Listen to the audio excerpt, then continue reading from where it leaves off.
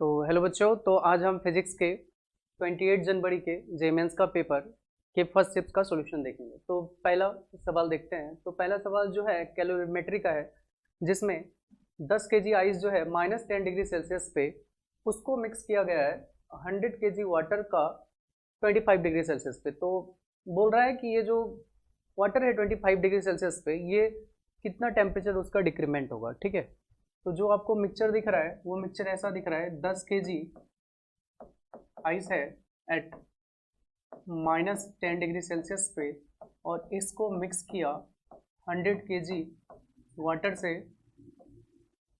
Eight 25 degree Celsius. ठीक है, अब देखिए यहाँ पे 100 केजी वाटर जो है ये हायर टेम्परेचर पे है, तो ये अपना एनर्जी रिलीज करेगा, और ये जो लोअर टेम्परेचर पे है ये अपना एनर्जी एब्जॉर्ब करेगा। तो एब्जॉर्ब करके ये अपना टेम्परेचर बढ़ाएगा और ये रिलीज करके अपना टेम्परेचर घटाएगा। तो जब एक बढ़ रहा है एक घट रहा है, तो फाइनली ऐसा पॉसिबिलिटी आएगा जब दोनों का टेम्परेचर क्या हो, सेम हो जाए। तो फाइनल मिक्सचर का टेम्परेचर क्या होगा पता चल जाएगा मुझे। तो मैं इनिशियल में से फाइनल मिक्सचर का घटा दूंगा, तो मुझे पता चल जाएगा कितना डिक्रीज हुआ या कितना इंक्रीज हुआ, हम बता सकते हो। ठीक है, अब यहाँ पे जो 100 केजी वाटर है 25 डिग्री सेल्सियस पे, ये अपना एनर्जी दे के इस स्टेट में पहुंचेगा। ठीक है, तो देखते हैं कितना एनर्जी रिलीज करेगा। तो 100 केजी वाटर जो है आपके पास ये है 25 डिग्री सेल्सियस पे। ये कुछ स्टेप को फॉलो करके हमको इसको -10 पे पहुंचाना है। तो ये अभी वाटर ही रहेगा और ये पहुंच जाएगा 0 डिग्री सेल्सियस पे। अब फिर अगर और हीट रिलीज करोगे तो अभी 0 डिग्री सेल्सियस बाउंड्री टेम्परेचर आ गया, तो ये क्या करेगा, अभी सीधा टेम्परेचर डिक्रीज नहीं करेगा, पहले ये अपना स्टेट बदलेगा और फिर बाद में टेम्परेचर और एनर्जी निकालेंगे तो टेम्परेचर डिक्रीज करेगा। तो ये अभी आइस में आ जाएगा और 0 डिग्री सेल्सियस पे, और हम इसके अंदर से अगर और हीट निकाल लें तो आइस जो है ये कन्वर्ट हो जाएगा -10 डिग्री सेल्सियस पे। तो यहाँ से लेके यहाँ तक जाने में कुछ हीट Q1 रिलीज हुआ होगा, यहाँ से लेके यहाँ तक जाने में कुछ हीट Q2 रिलीज हुआ होगा, और यहाँ से लेके यहाँ तक जाने में कुछ हीट Q3 रिलीज हुआ होगा। अब अगर मुझे टोटल हीट कितना रिलीज हुआ है ये निकालना है, तो हम क्या करेंगे, सबको ऐड कर लेंगे। तो ये आएगा Q1 plus Q2 plus Q3। ठीक है, तो यहाँ से Q जो आएगा Q1 कैसे निकाले, देखिए टेम्परेचर का डिफरेंस आ रहा है तो ms डेल्टा टी लगेगा। तो हम उसको लिखेंगे ms वाटर का, क्योंकि यहाँ पे फेज जो है वाटर वाला है, into delta T plus Q2 निकालेंगे। तो देखिए यहाँ पे टेम्परेचर सेम है लेकिन फेज बदल गया और फ्यूजन हो रहा है, तो हम उसको लिखेंगे m into LF plus Q3। Phase same है, टेम्परेचर बदल रहा है, मतलब फिर आपको लगाना है ms डेल्टा टी, और S जो होगा अभी ये आइस का होगा क्योंकि ये आइस के फेज में आ गया है। ठीक है, तो Q is equal to 100 into S जो होता है वाटर का वो 1 होता है, और टेम्परेचर का डिफरेंस देखिए तो 25 में से 0 गया तो ये 25 का आया, प्लस मास है 100 और LF का वैल्यू होता है 80। हम सब कैलोरी में यूज कर रहे हैं, जूल में नहीं कर रहे हैं, क्योंकि जूल में नंबर और बड़ा है तो कैलकुलेशन ज़्यादा पड़ेगा, plus mass 100 into S ice का होगा हाफ, और डेल्टा टी टेम्परेचर का डिफरेंस जो आया है ये आया आपको 10। तो यहाँ से देखिए आपको क्या मिल रहा है, ये मिल रहा है 2500 प्लस 8000 प्लस, और ये आपको मिल रहा है 500। ठीक है, लेकिन आप इसमें ध्यान रखें कि आपने जो मास यूज किया है वो केजी में यूज किया है, तो आपको आंसर कैलोरी में नहीं मिलेगा, आपको आंसर किलो कैलोरी में मिलेगा। तो ये जो बढ़ के मिल रहा है आपको, ये मिल रहा है 11,000 किलो कैलोरी। ठीक है, इसका मतलब ये समझ में आया कि 100 केजी वाटर को 25 डिग्री सेल्सियस पे है, अगर उसमें से मैं इतना हीट निकाल लूँ तो वो 100 केजी आइस बन जाएगा एट -20 डिग्री सेल्सियस। मतलब 100 केजी वाटर जो है, अगर मैं इसमें से 11,000 किलो कैलोरी एनर्जी निकाल लूँ, हीट निकाल लूँ, तो ये अपने आप को कन्वर्ट करके 100 केजी आइस बना देगा, और ये टेम्परेचर जो है -10 डिग्री सेल्सियस पे पहुंच जाएगा। ठीक है, तो इसको आप इक्वेशन की तरह ट्रीट कर सकते हो, तो इधर माइनस साइन है तो उधर ले जाके आप प्लस कर सकते हो, तो आपको मिलेगा 100 kg water is equal to 11,000 kilo calorie plus 100 kg ice at -10 degree Celsius. आप इसको ऐसा भी सोच सकते हो कि 100 kg आइस -10 डिग्री सेल्सियस है, अगर मैं उसमें 11,000 किलो कैलोरी एनर्जी डाल दूं, हीट डाल दूं, तो वो अपने आप को 100 kg ice eight 25 degree Celsius बना लेगा। चाहे आप इधर से इधर सोचो या इधर से उधर सोचो, बात सेम है। ठीक है, तो हम नेक्स्ट बढ़ते हैं। तो अब हमारा सवाल क्या था? सवाल था कि 10 kg आपके पास आइस है एट -10 डिग्री सेल्सियस, और आपने इसमें 100 kg वाटर मिलाया था 25 डिग्री सेल्सियस पे। तो अभी हमने पीछे देखा कि 100 kg वाटर 25 डिग्री सेल्सियस का मतलब है कि आप 100 kg आइस ले लो -10 डिग्री सेल्सियस और उसमें हीट ऐड कर लो 11,000 किलो कैलोरी। तो आप उसी चीज़ को ऐसा लिख सकते हो कि 100 kg आइस है एट -10 डिग्री सेल्सियस, साथ ही साथ इसके अंदर जो हीट आ गया है अब वो आ गया 11,000 किलो कैलोरी। ठीक है, तो ये आपको मिल रहा है ऐसा, ये मिला 110 kg ice at -10 degree Celsius plus 11,000 kilo calorie. ठीक है, तो अब जो हमारा सवाल हुआ ऐसा कुछ कन्वर्ट हो गया। तो अब एक बेसिक सा सवाल हुआ कि आपको एक ऐसा बॉडी इस टेम्परेचर पे दिया है और आपने इसको इतना हीट दिया, तो बताओ फाइनल टेम्परेचर कितना होगा इस टाइप। ठीक है, तो अब यहाँ पे देखिए आइस है -10 पे, तो ये सबसे पहले अपने आप को कन्वर्ट करके ले जाएगा 0 पे, और 0 पे जब कन्वर्ट करके ले जाएगा तो कुछ हीट को कंज्यूम करेगा। कितना कंज्यूम करेगा वो देखते हैं। तो यहाँ से अगर मैं Q1 निकालूँ कितना हीट कंज्यूम किया, तो ये आएगा 0 पे पहुँचने के लिए ms डेल्टा टी। लेकिन अभी ध्यान से देखिएगा तो ये स्टेट जो है ये आइस का है, तो यहाँ से मास है 110, आइस का कितना होता है 1, और 0 पे पहुँचने के लिए -10 से 0 पे पहुँच रहा है, 10 का गैप हो गया, तो ये आपको मिला 550 किलो कैलोरी। मतलब इतना हीट कंज्यूम करेगा तब जाके वो 0 डिग्री सेल्सियस पे पहुँच पाएगा। क्या आपके पास इतना हीट है? हाँ, 550 चाहिए, आपके पास 11,000 है, तो ये 550 हीट लेके अपने आप को कन्वर्ट कर लेगा 0 डिग्री सेल्सियस पे। तो ये जो चला जाएगा अब बनेगा 110 kg आइस ही रहेगा, लेकिन इसका टेम्परेचर बदल के हो गया होगा 0 डिग्री सेल्सियस, प्लस इसने 11,000 में से 550 को क्या किया होगा? एब्जॉर्ब कर लिया होगा, तो अब बचा होगा 10,450 किलो कैलोरी। ठीक, ये रफ जैसा है। नेक्स्ट स्टेप क्या होगा? अब ये आइस आया 0 डिग्री सेल्सियस पे, तो ये क्या करेगा? अब एकाएक टेम्परेचर तो बदल नहीं सकता है, सबसे पहले अपना स्टेट बदलेगा, आइस से वाटर में जाएगा। तो देखना पड़ेगा क्या उसके पास उतना हीट है जो अपने आप को ये कन्वर्ट कर ले पूरा। तो देखते हैं उसके लिए कितना रिक्वायरमेंट होगा। तो ये तो फ्यूजन होता है, तो ये आएगा m इंटू LF। m कितना है? 110 kg है, और LF का वैल्यू होता है 80। तो जब आप इसको कैलकुलेट करोगे तो आपको मिलेगा 8800 किलो कैलोरी, 8,800 किलो कैलोरी की रिक्वायरमेंट है। ठीक है, तो क्या आपके पास इतना एनर्जी है क्या? हाँ, इतना एनर्जी है, आपके पास 10,450 किलो कैलोरी का एनर्जी है। तो ये क्या करेगा? इससे इतना एनर्जी खा जाएगा। तो आपको मिलेगा ये 110 kg ice eight 0 degree Celsius, और उसमें से इतना एनर्जी खा जाएगा, तो आपको मिलेगा ये 1650 किलो कैलोरी। ठीक है, अब सॉरी ये आइस नहीं रहेगा, ये अपने आप को कन्वर्ट करके वाटर बना दिया होगा। ठीक, अब आपने और टेम्परेचर दिया तो क्या करेगा? और आपने हीट बचा है और हीट आप दे रहे हो, तो ये अपना टेम्परेचर रेज करेगा। रेज करके कहाँ तक ले जाएगा? निकाल सकते हैं? निकाल सकते हैं। तो हमको क्या पता है? Q is equal to MS delta T होता है, तो फाइनल माइनस इनिशियल। अभी इनिशियल टेम्परेचर देखिए कितना है? 0। और किस स्टेट में है ये? वाटर के स्टेट में है, तो हम इसको लिख देते हैं वाटर।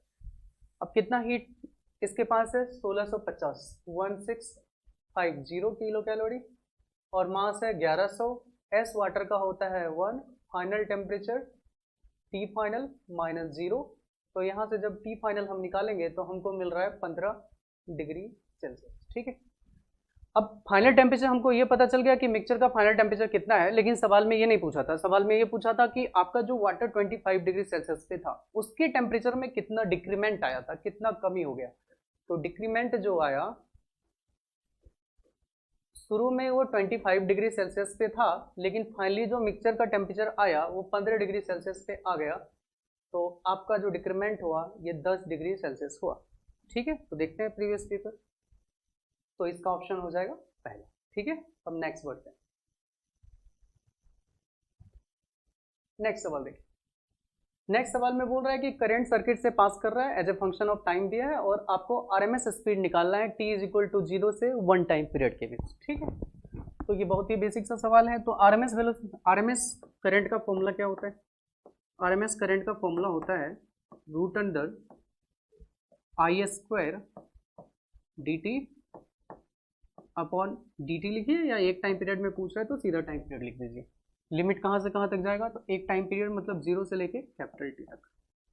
ठीक है, अब इसका वैल्यू रख दीजिए आप। तो आई का वैल्यू कितना है? आई का वैल्यू आपको मिला है सवाल में, ये दिया है I naught in by t into T.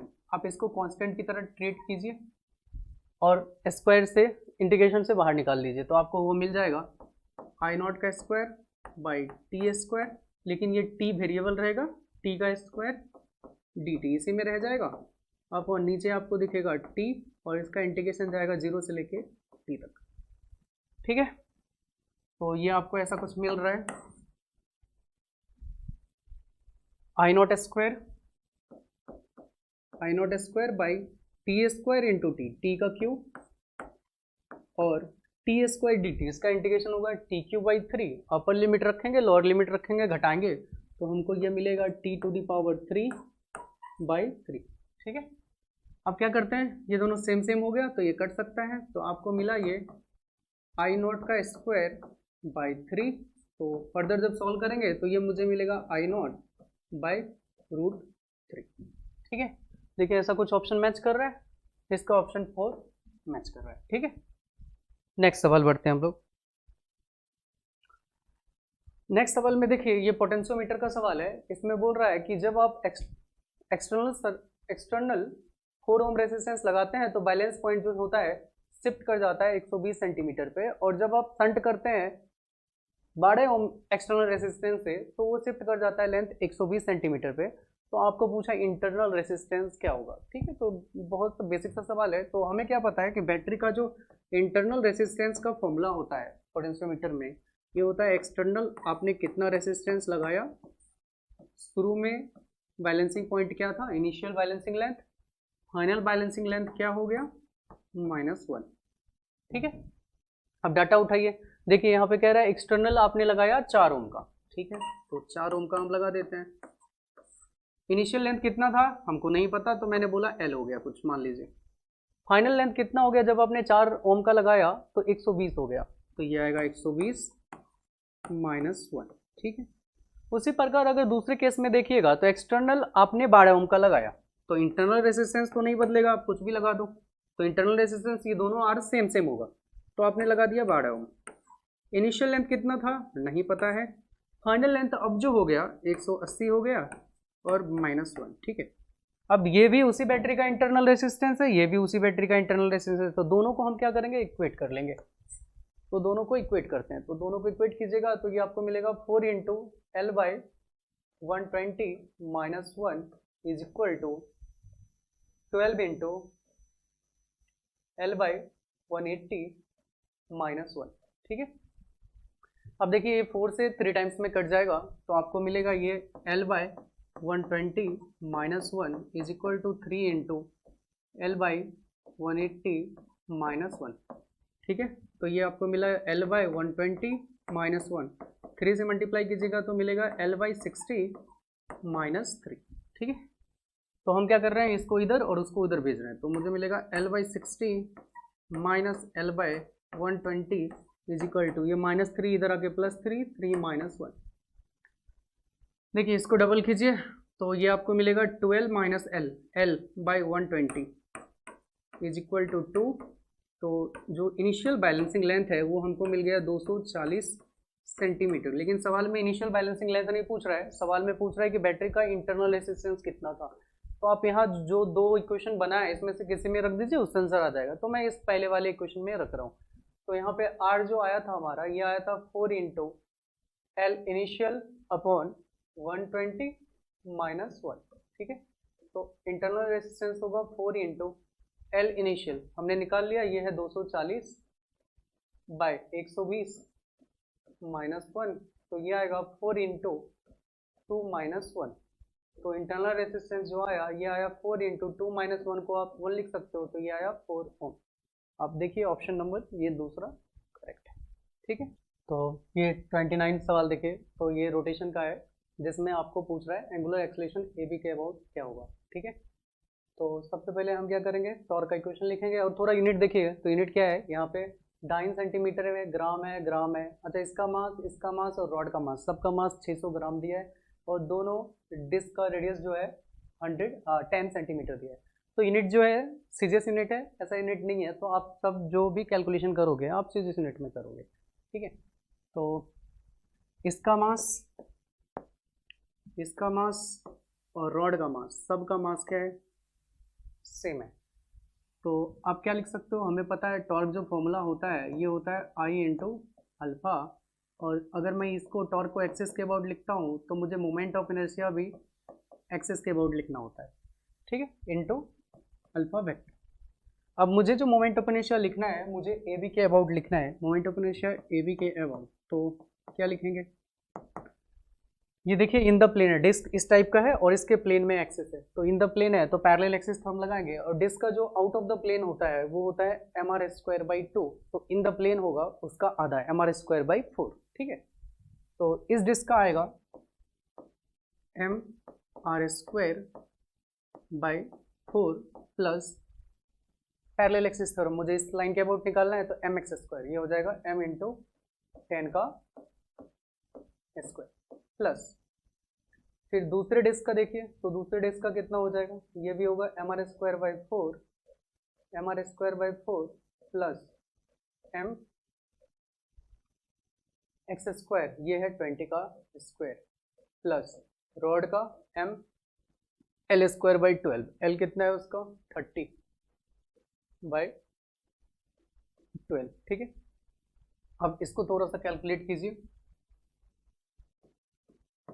तो ए बी के अबाउट जो आएगा आपको, ये आएगा मास। अब मास देखिए कितना है 600 ग्राम। तो थोड़ा कैलकुलेशन लेंदी है, 600 इंटू ये हो जाएगा 100 बाई 4 25 प्लस 100 इंटू एम का मास है 600 प्लस ये भी सिमिलर जैसा दिख रहा है, तो ये हो जाएगा कितना 125 इंटू 60।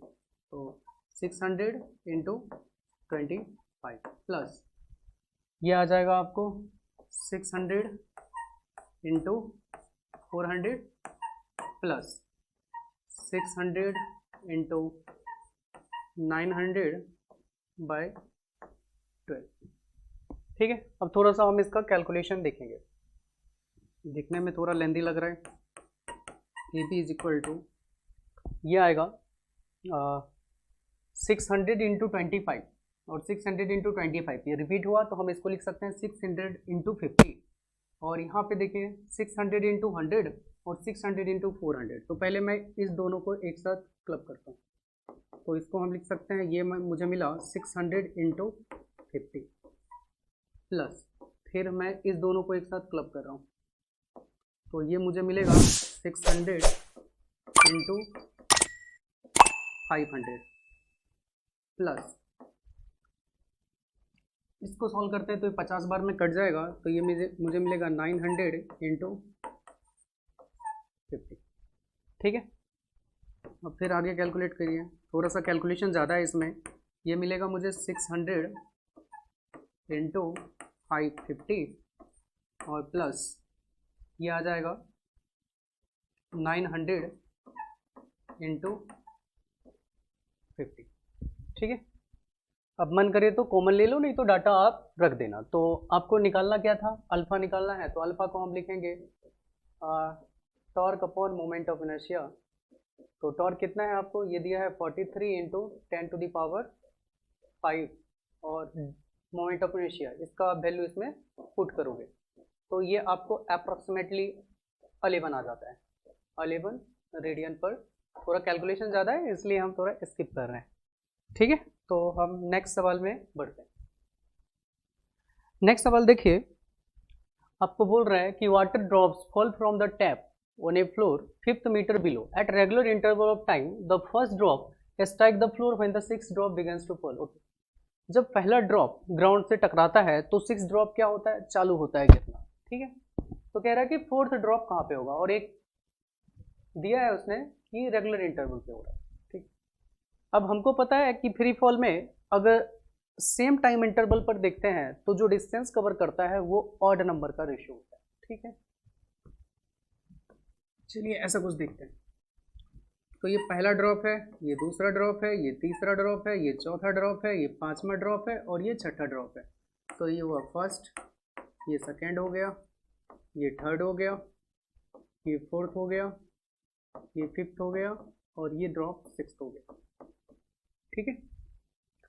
और ये कितने हाइट से गिरा था, ओवरऑल 5 मीटर से गिरा था और सब रेगुलर इंटरवल पे गिर रहा है। तो हमको पता है सेम, अगर मैं डिस्टेंस देखूंगा तो ऑड नंबर के रेशियो में होना चाहिए। तो ये डिस्टेंस अगर x गिरा होगा तो ये डिस्टेंस जो गिरा होगा ये होगा 3x, ये डिस्टेंस जो होगा ये होगा 5x। अगला डिस्टेंस को देखिएगा तो ये आ जाएगा 7x और इसके अगला डिस्टेंस को देखिएगा तो आपको मिलेगा 9x, ठीक है। तो ऐसा कुछ गिरा होगा। तो सवाल में बोल रहा है कि 4th ड्रॉप जो है, ये है 4th ड्रॉप का लोकेशन, ये कितनी हाइट पे है, ठीक है। अब मुझे पता है यहाँ से लेके यहाँ तक टोटल डिस्टेंस 5 मीटर है, तो मैं इधर से भी ऐड करूंगा x के टर्म में तो भी 5 मीटर होना चाहिए। तो ये आपको कितना दिख रहा है, ये दिख रहा है 16 और 4 20 5 25 25x। तो आप लिख सकते हो कि 25x जो है ये 5 मीटर के बराबर है। तो x जो आया आपको ये आ गया 5/25, तो मिलेगा ये आपको 1/5 मीटर, ठीक है। अब आपको पूछ रहा है ये 4th ड्रॉप कितने हाइट पे होगा। तो 4th ड्रॉप का हाइट यहाँ से लेके यहाँ तक देखिएगा तो ये आपको मिलेगा 16 और प्लस 5 21x। तो हाइट जो आएगा ये आ जाएगा 21x। तो हाइट इज इक्वल टू आएगा 21 इंटू एक्स। एक्स का वैल्यू देखिए कितना मिला आपको 1/5। तो आप जब इसको कैलकुलेट करोगे तो आपको मिलेगा ये 4.2 मीटर। तो ऑप्शन कौन सा आएगा, ऑप्शन आ जाएगा तीसरा, ठीक है। नेक्स्ट सवाल में बढ़ते हैं हम लोग। अब इस सवाल में बोनस है, ये पूरा करेक्ट नहीं है। एनटीए ने आंसर दिया है इसका तीसरा, लेकिन आंसर आता है 125, ठीक है। देखते हैं, बोला है उसने कोई एलिमेंट दिया है जिसका एटॉमिक नंबर 3 है और मास 8 है, ठीक है। तो अगर मैं इसमें अगर प्रोटॉन की नंबर देखूं तो प्रोटॉन का नंबर 3 होगा और न्यूट्रॉन का नंबर देखोगे तो न्यूट्रॉन का होगा एटॉमिक मास माइनस प्रोटॉन का नंबर 8 - 3 इज इक्वल टू 5, ठीक है। अब इस पे बमबारी किया गया है जिसमें से 10 सेकेंड में क्या हुआ, 10 इलेक्ट्रॉन को एब्जॉर्ब कर लिया इसने, 10 प्रोटॉन को एब्जॉर्ब कर लिया और 9 न्यूट्रॉन को भी इसने एब्जॉर्ब कर लिया, ठीक है। तो कह रहा है कि सरफेस एरिया कितना न्यूक्लियस का रिकॉर्ड होगा, कितना बढ़ जाएगा, ठीक है। अब यहाँ पे देखिए 10 इलेक्ट्रॉन को, हमको क्या पता है इलेक्ट्रॉन जो होता है न्यूक्लियस के अंदर नहीं होता है, तो न्यूक्लियस को बनाने में इलेक्ट्रॉन का कोई भी पार्टिसिपेशन नहीं होता है, तो हम उसको नेग्लेक्ट कर देंगे। तो अब जो 10 प्रोटॉन ऐड किया है एक्स्ट्रा, तो जो Z' हो जाएगा, शुरू में आपके पास प्रोटॉन जो था 3 प्रोटॉन था, लेकिन 10 उसने और ले लिया, एब्जॉर्ब कर लिया, तो आपके पास 13 प्रोटॉन हो गए, ठीक है। 13 प्रोटॉन हो गए और 9 न्यूट्रॉन को भी उसने एब्जॉर्ब कर लिया। तो अगला जो न्यूट्रॉन का नंबर होगा, पहले 5 था और उसने 9 को एब्जॉर्ब कर लिया, तो अब टोटल 14 न्यूट्रॉन बचा, ठीक है। अगर आप इनिशियल एटॉमिक मास देखो तो ये होगा न्यूट्रॉन प्लस प्रोटॉन, तो 3 + 5 कितना, 8। अगर हम फाइनल मास देखते हैं तो फाइनल मास जो है ये आएगा 13 + 14 इज इक्वल टू 27, ठीक। अब हमको पता है कि जो कोई भी मास नंबर होता है हम उसको ऐसा लिखते हैं A0 R की पावर 3, ठीक है। तो यहाँ से समझ में आया कि R जो होगा ये डायरेक्टली प्रोपोर्शनल टू होगा A टू दी पावर 1/3 का। लेकिन सवाल में इसने सरफेस एरिया बोला है, तो सरफेस एरिया जो होगा, सरफेस एरिया होता है 4πr²। तो हम इसको लिख सकते हैं ये है डायरेक्टली प्रोपोर्शनल टू r²। इसका मतलब ये चीज़ जो होगा डायरेक्टली प्रोपोर्शनल टू, इसमें r² लगाइए तो आपको मिलेगा ये A टू दी पावर 2/3, ठीक है।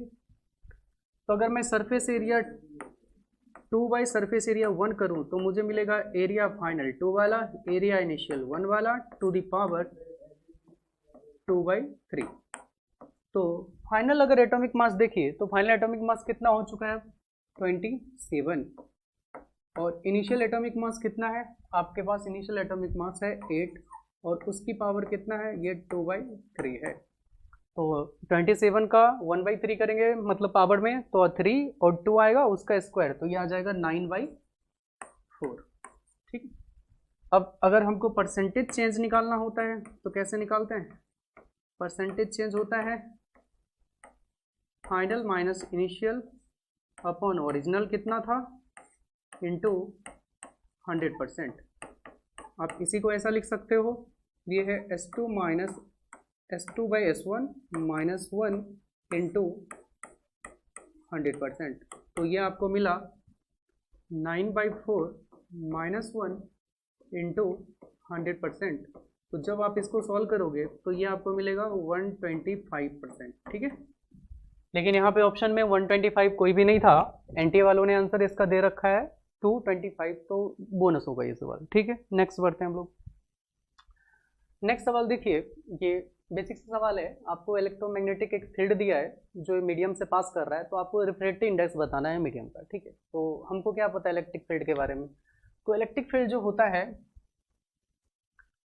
और मैग्नेटिक फील्ड ये दोनों एक दूसरे से परपेंडिकुलर डायरेक्शन में क्या होता है मूव करता है, और इसके cross product E cross B के डायरेक्शन में वेव स्पीड मूव करता है, इलेक्ट्रोमैग्नेटिक वेव मूव करता है। मान लीजिए इस डायरेक्शन में इलेक्ट्रिक फील्ड है, इस डायरेक्शन में मैग्नेटिक फील्ड है, तो इसको मैं एक्स एक्सिस मान रहा हूँ, इसको मैं वाई एक्सिस मान रहा हूँ और इसको मैं जेड एक्सिस मान रहा हूँ, ठीक है, ऐसा कुछ। तो अगर इलेक्ट्रिक फील्ड इसमें फ्लो करेगा तो मैग्नेटिक फील्ड ऐसा फ्लो करता है, एक दूसरे पे दोनों पे परपेंडिकुलर होता है। तो इलेक्ट्रिक फील्ड का डायरेक्शन क्या होगा, इस डायरेक्शन में होगा वाई एक्सिस की तरफ, और मैग्नेटिक फील्ड का किधर होगा, इधर होगा, और दोनों सेम फेज में होते हैं, सेम फेज में ये चलते रहते हैं, ठीक है। और वेव स्पीड ये दोनों के क्रॉस प्रोडक्ट के डायरेक्शन में मूव करता है, तो इधर हमारा इलेक्ट्रिक फील्ड होगा और इस डायरेक्शन में मैग्नेटिक फील्ड होगा। अब मान लीजिए कि मैं इलेक्ट्रिक फील्ड को ऐसा लिख रहा हूँ, तो मान लीजिए मैं इलेक्ट्रिक फील्ड को ऐसा लिख रहा हूँ, E vector is equal to A0 sine omega T minus KX, और इसके लिए लिखूंगा तो ये इलेक्ट्रिक फील्ड वाई डायरेक्शन में है तो ये होगा J कैप। उसी प्रकार अगर मैं मैग्नेटिक फील्ड लिखूं तो ये मैग्नेटिक फील्ड जो आएगा ये होगा V0 sign omega T minus KX, लेकिन इसका डायरेक्शन अभी जो है ये Z डायरेक्शन में है तो ये हो जाएगा K कैप, ठीक है। और ये एक दूसरे पे परपेंडिकुलर होता है तो हम इसका डॉट करेंगे तो ये हमको 0 मिलेगा, ठीक है। और वेव का जो डायरेक्शन होता है वो होता है parallel to E cross B, ठीक है। अब वेव स्पीड अगर हम निकालते हैं तो हम वेव स्पीड को लिख सकते हैं ओमेगा बाई के। अगर आप ध्यान से देखोगे तो यहाँ पे सवाल में ओमेगा जो है आपको मिल रहा है 2 × 10⁻15, तो ये है 2 × 10⁻15 अपॉन के का वैल्यू आपको मिला है 10⁻7, तो ये है 10⁻7, तो आपको ये मिलेगा 2 × 10⁸, ठीक है। लेकिन हमको रिफ्रैक्टिव इंडेक्स निकालना है, तो रिफ्रैक्टिव इंडेक्स जो होता है म्यू, हम उसको लिख सकते हैं ये होगा c by velocity of wave. अब c क्या होगा, लाइट का स्पीड होगा इन वैक्यूम, तो वो होता है 3 × 10⁸ मीटर पर सेकेंड, तो हम इसको लिख सकते हैं ये है 3 × 10⁸ अपॉन इलेक्ट्रोमैग्नेटिक वेव का स्पीड कितना हुआ, ये आया 2 × 10⁻⁷ 8, तो यहाँ से मुझे जो आया रिफ्रैक्टिव इंडेक्स ये आया 3/2, मतलब आप इसको 1.5 बोल सकते हो। ठीक है, तो ऐसा ऑप्शन है तीसरा। नेक्स्ट सवाल पे बढ़ते हैं हम लोग। देखिए ये भी कैलोरीमेट्री का सवाल है। इसमें क्या बोल रहा है कि आप प्लॉट करो ग्राफ को, जब -20 से लेके 120 तक जाएगा, तो हमको स्टेप लिखना है, वो सिंपल सा सवाल है। ठीक है, तो यहाँ पे -20 डिग्री सेल्सियस पे, तो अगर -20 डिग्री सेल्सियस पे होगा तो क्या चीज़ होगा? -20 पे आइस होगा वो, क्योंकि 0 से टेम्परेचर कम है, तो ये आइस की फेज में है। और अगर आपने इसको हीट दिया तो ये सबसे पहले कहाँ पे चला जाएगा? ये 0 डिग्री सेल्सियस पे जाएगा। तो 0 डिग्री सेल्सियस पे जाएगा, लेकिन अपना बिना फेज बदले। आपने इसको और हीट दिया तो ये 0 डिग्री सेल्सियस पे जाएगा, लेकिन अभी फेज बदलेगा और ये वाटर बन जाएगा। तो ये 0 डिग्री सेल्सियस पे जाके वाटर बन जाएगा। ठीक है, अब इसको और गर्म कीजिएगा आप, तो ये सबसे पहले जाएगा 100 डिग्री सेल्सियस पे वाटर पे, तो ये कन्वर्ट हो जाएगा 100 डिग्री सेल्सियस वाटर। और हीट दोगे तो ये अभी टेम्परेचर अपना रेज नहीं करेगा, अपना स्टेट बदलेगा, अपना फेज बदलेगा, और फेज बदल के ये वेपर में कन्वर्ट हो जाएगा। तो ये मिल जाएगा आपको 100 डिग्री सेल्सियस पे वेपर में। ठीक है, लेकिन हमको 100 पे नहीं पहुंचाना है, हमको 120 पे पहुंचाना है। तो और हम इसको गर्म करेंगे तो ये आ जाएगा 120 डिग्री सेल्सियस पे वेपर के स्टेट में, या स्टीम बन जाएगा। ठीक है, अब इसका हम ग्राफ प्लॉट करते हैं। इधर हीट है और इधर टेम्परेचर है, और देखिए सारे ग्राफ में 0 ऊपर लिया गया है, माइनस यहाँ पे इसको -20 मान लिया गया है। ठीक है, अब पहले स्टेट में देखिए कि आप -20 से 0 जा रहे हो, तो टेम्परेचर क्या हो रहा है? बदल रहा है, इंक्रीज कर रहा है। तो आप इस पॉइंट पे गए और यहाँ का टेम्परेचर जो है 0 डिग्री सेल्सियस हो गया। ठीक, इसके बाद अगला आपने हीट दिया तो टेम्परेचर नहीं बदला है, टेम्परेचर रहा कांस्टेंट, बस स्टेट बदला है, तो टेम्परेचर कांस्टेंट रहेगा। ठीक है, ये फ्यूजन है। इसके बाद फिर आपने हीट दिया तो अब टेम्परेचर बदला है और बढ़ रहा है, तो टेम्परेचर ऐसा बढ़ गया। फिर आपने हीट दिया तो टेम्परेचर नहीं बदला है, 100 रह गया, 100 का 100 रह गया, लेकिन अगर फिर आपने हीट दिया तो अब टेम्परेचर रेज कर रहा है। तो ऐसा ऑप्शन जो हमें दिख रहा है ये ऑप्शन नंबर 2 है। ठीक है, तो नेक्स्ट सवाल पे बढ़ते हैं हम लोग। ओके, नेक्स्ट सवाल देखिए, कह रहा है कि 3 वायर है, 3 वायर में अलग अलग डायरेक्शन में करंट फ्लो हो रहा है, और आपको बताना है कि ये जो वायर Q है ये कितना फोर्स एक्सपीरियंस करेगा अपने 15 सेंटीमीटर लेंथ पे। ठीक है, और बेसिक सा सवाल है, तो हमको क्या पता होता है इसमें कि अगर वायर में करंट सेम डायरेक्शन में फ्लो होता है तो सेम डायरेक्शन में अट्रैक्शन होता है और अपोजिट डायरेक्शन में रिपल्सन होता है। पहले हम ये बात लिख देते हैं। तो सेम डायरेक्शन में जो होता है वो अट्रैक्शन होता है, एकदम चार्ज का उल्टा है। ये चार्ज में क्या होता है? सेम चार्ज में रिपल्सन होता है, जस्ट उल्टा होता है। ये सेम डायरेक्शन में अट्रैक्शन होता है और अपोजिट डायरेक्शन में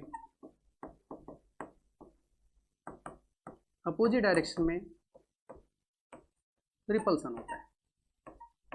ठीक है, अब अगर Q को देखोगे, ऑन Q P क्या करेगा? देखिए सेम डायरेक्शन में कि अपोजिट डायरेक्शन में? अपोजिट डायरेक्शन में। तो अपोजिट डायरेक्शन में क्या होगा जी? रिपल्सन होगा, तो Q को रिपेल करेगा, P रिपेल करेगा। ओके,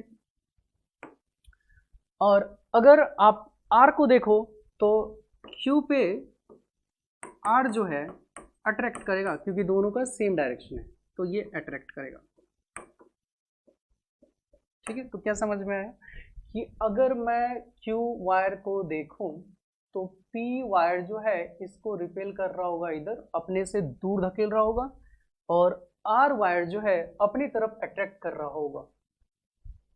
सॉरी, R वायर जो है अपनी तरफ अट्रैक्ट कर रहा होगा।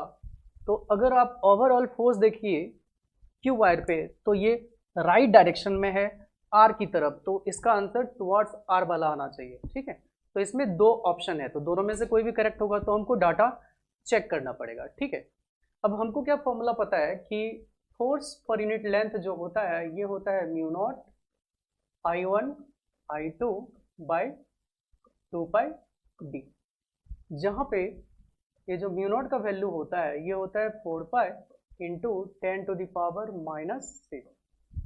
ठीक है, अब अगर मैं P वाले वायर के वजह से फोर्स पर यूनिट लेंथ निकालूं तो हमको ये मिलेगा mu naught by 2 pi into I1 इसका कितना है 3 एम्पियर और I2 है 1 एम्पियर, तो ये होगा 3 इंटू 1 अपॉन डी जो होगा दोनों के बीच का सेपरेशन है।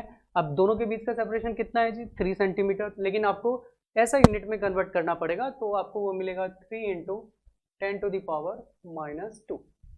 ठीक है, जब इसको आप थोड़ा सा कैलकुलेट कीजिए तो आपको ये दिखेगा म्यू नॉट बाई 2 पाई और इंटू ये 3 से 3 कट गया और 10 की पावर ऊपर चला गया तो ये आया 100। ठीक है, उसी प्रकार force due to R wire per unit length, अब ये कितना लगेगा तो फॉर्मूला में रखते हैं, तो ये आएगा mu not by 2 pi I1 देखिए इसका कितना है 1 एम्पियर, I2 कितना है 2 एम्पियर अपॉन डी, बीच का सेपरेशन है 2 इंटू 10⁻²। तो अब इसमें भी देखिए एक फायदा हो गया, 2 से 2 कट गया तो ये भी सेम ही आंसर आ रहा है, ये आ रहा है mu not by 2 pi into 100। अब अगर मैं टोटल फोर्स देखूं कि पर यूनिट लेंथ कितना आ रहा है, तो total force per unit length, तो दोनों को मुझे ऐड करना पड़ेगा, क्यों दोनों वेक्टर सेम डायरेक्शन में पैरेलल है तो सीधा सीधा ऐड हो जाएगा, तो ये इंटू 100 दो बार कर लेंगे तो ये आपको आएगा mu not by 2 pi into 200। ठीक है, अब इसको कैलकुलेट कीजिए, म्यू नॉट को हम क्या लिख सकते हैं, म्यू नॉट को लिख सकते हैं 4 पाई 10⁻⁻7 बाई 2 पाई और इंटू कितना है ये 200। ठीक है, अब देखिए ये 2 बार में इससे कट जाएगा। ठीक है, तो आपको ये मिल रहा है force per unit length is equal to 2 इंटू 2 4 और 10 टू द पावर कितना हो गया ये -5। ठीक है, लेकिन मुझे फोर्स पर यूनिट लेंथ नहीं चाहिए था, मुझे चाहिए टोटल फोर्स 15 सेंटीमीटर पे कितना रख रहा है, तो इस लेंथ को हमको 15 सेंटीमीटर रखना पड़ेगा, तो हम जाके इधर इसको मल्टीप्लाई कर देते हैं। ठीक है, तो टोटल फोर्स जो आएगा ये आपको आएगा 4 इंटू 10⁻⁻5 इंटू उसका लेंथ, तो ये है 4 इंटू 10⁻⁻5 इंटू उसका लेंथ जो है, लेंथ उसने बोल रखा है सवाल में 15 सेंटीमीटर लो, तो ये आएगा 15, लेकिन वो सेंटीमीटर में है तो मीटर में कन्वर्ट करने के लिए मल्टीप्लाई करना पड़ेगा -2 से। ठीक है, देखिए यहाँ 15 सेंटीमीटर, तो अब ये आपको कितना मिला, ये आपको मिला 4 इंटू 6, ये हो जाएगा 60 इंटू 10⁻⁻7। आप इसी को लिख सकते हो 6 इंटू 10⁻⁻6 और 10 आंसर तो आएगा आपका न्यूटन में, लेकिन 10⁻⁻6 है तो उसको क्या हम लोग बोलते हैं, माइक्रो बोलते हैं, तो हमें चलिए ऐसा ही ऑप्शन है, माइक्रो नहीं बोला है, तो आपको जो करेक्ट आंसर हो जाएगा ये आ जाएगा ये। ठीक है, नेक्स्ट सवाल में हम लोग बढ़ते हैं। नेक्स्ट सवाल देखिए, नेक्स्ट सवाल जो बोल रहा है, ये बोल रहा है कि 3 डायोड लगा दिया गया है और तीनों के अक्रॉस जो पोटेंशियल दिया है वो 0.7 वोल्ट का दे दिया है। ठीक है, तो आपको पूछ रहा है कि बताओ इस D1 डायोड में कितना करंट जाएगा। ठीक है, तो अब तीनों के अक्रॉस पैरेलल है तो तीनों के अक्रॉस पोटेंशियल सेम होगा, तो अगर मैं रेसिस्टेंस के अक्रॉस पोटेंशियल निकालूं तो मैं लिख सकता हूं कि ये होगा पोटेंशियल ऑफ सोर्स माइनस कोई भी एक डायोड का पोटेंशियल, क्योंकि सारे डायोड पैरेलल हैं तो सबके पोटेंशियल अक्रॉस सेम ही होंगे, तो किसी भी एक डायोड का पोटेंशियल।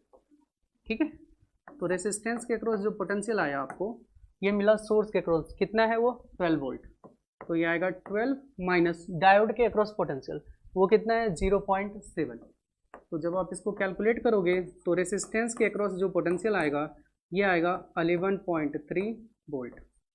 ठीक है, अब काम करते हैं, हम करंट निकाल देते हैं कि इस रेसिस्टेंस से करंट कितना जा रहा है, तो करंट कैसे निकालते हैं, V/R करते हैं, तो रेसिस्टेंस के अक्रॉस वोल्टेज अपॉन इसका रेसिस्टेंस का वैल्यू, ये है 11.3 वोल्ट और रेसिस्टेंस का वैल्यू है 0.3 किलो ओम है, तो आप इसको लिखोगे 0.3 इंटू 1000 ओम।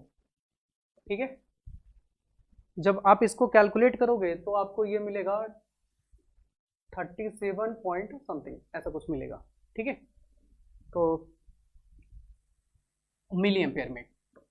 और मुझे सवाल में क्या पूछ रहे हैं, सवाल में पूछ रहे हैं कि इसमें डायोड में कितना करंट जाएगा। आप देखो डायोड क्या है, सिमिलर है, सिमिलरली बायस्ड है, तो सिमिलरली बायस्ड डायोड में क्या होता है, करंट को इक्वली डिवाइड कर लेता है। तो करंट जो होगा डायोड में जो होगा, जितना भी करंट गया 37 पॉइंट समथिंग उसको इक्वली डिवाइड कर लेगा तो 18 पॉइंट समथिंग आएगा। तो ये मुझे ऑप्शन कौन सा दिख रहा है, ये ऑप्शन दिख रहा है चौथा। ठीक है, नेक्स्ट सवाल में बढ़ते हैं हम लोग। नेक्स्ट सवाल देखिए, कह रहा है कि एक बायो कॉन्वेक्स लेंस है, उसका रिफ्रैक्टिव इंडेक्स है 1.5 और एक प्लेनो कॉनकेव लेंस है। अच्छा, दोनों का पावर क्या है, सेम है, पावर सेम दिया है।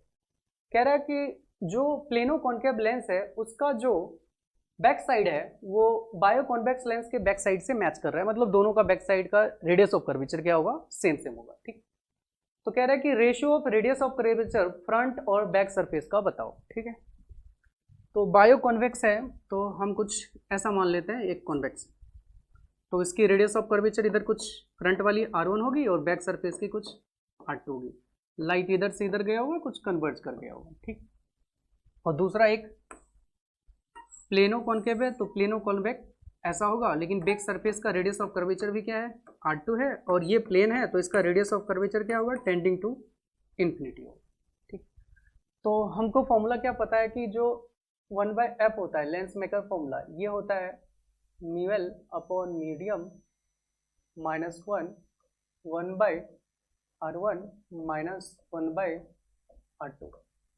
तो अभी किस मीडियम में दिया है, कुछ भी लिखा नहीं है, तो आप हम लोग जनरली मानते हैं कि ये एयर में बात कर रहा है, मतलब ये म्यू मीडियम जो हो जाएगा ये आ जाएगा मेरा 1। ठीक है, लेकिन ये फॉर्मूला लिखने के लिए हमको साइन कन्वेंशन भी यूज करना पड़ता है। अब 1/f को ही क्या बोलते हैं हम लोग, 1/f को ही हम लोग बोलते हैं, PSC को पावर होता है डायप्टियर में। ठीक है, लेकिन उसके लिए फोकल लेंथ को हमको लिखना पड़ता है मीटर में। ठीक है, तो मैं इसको लिख रहा हूँ, ये पावर है। पहले मैं कॉन्वेक्स लेंस के लिए लिख रहा हूँ, तो लेंस का रिफ्रैक्टिव इंडेक्स कितना दिया है आपको, बाय 1.5, तो ये आएगा 1.5 माइनस 1, ये मीडियम का 1 हो गया तो वो हटा दिया, इसको लिखेंगे 1/R1 माइनस 1/R2, तो R2 ये अपोजिट में है तो ये हो जाएगा माइनस R2। ठीक है, तो ये आपको मिल रहा है पावर इज इक्वल टू, ये मिला आपको 0.5 1/R1 और माइनस माइनस ये प्लस हो जाएगा 1/R2।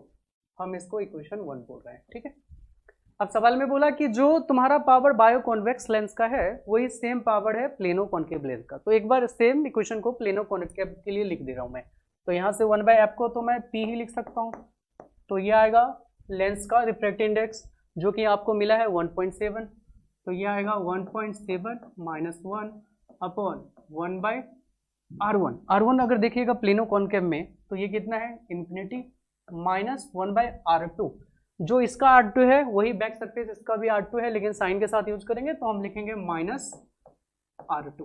ठीक है, तो आपको ये मिल रहा है power is equal to 0.7 into ये 0 हो जाएगा और ये माइनस माइनस प्लस हो जाएगा 1/R2।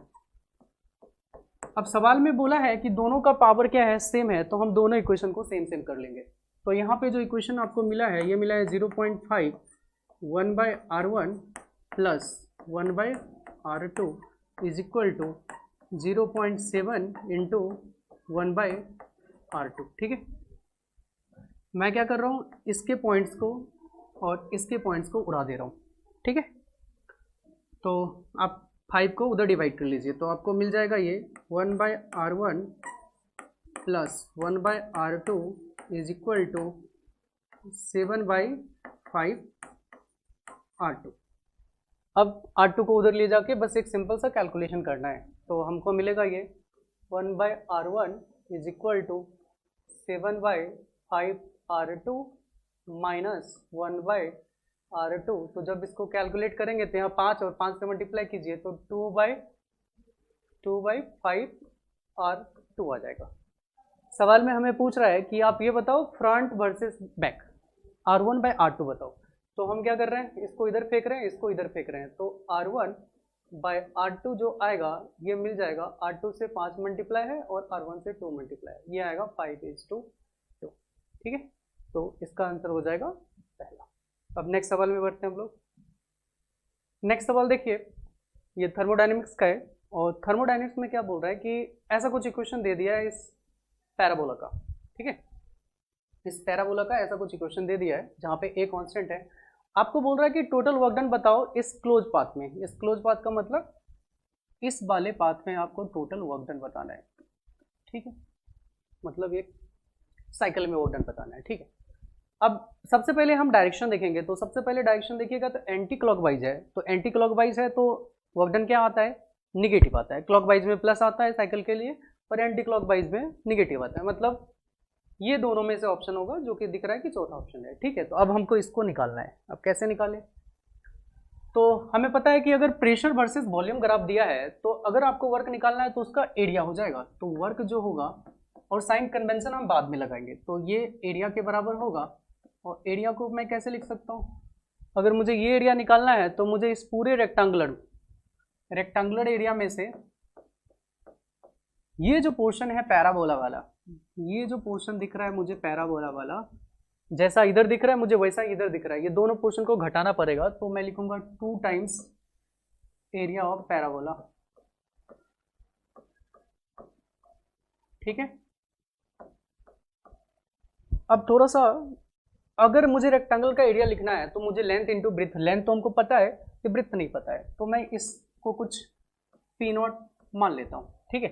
तो आपको जो इक्वेशन दिया है वो दिया है v माइनस 2 का square is equal to 4a into P, ऐसा दे दिया है, ठीक है।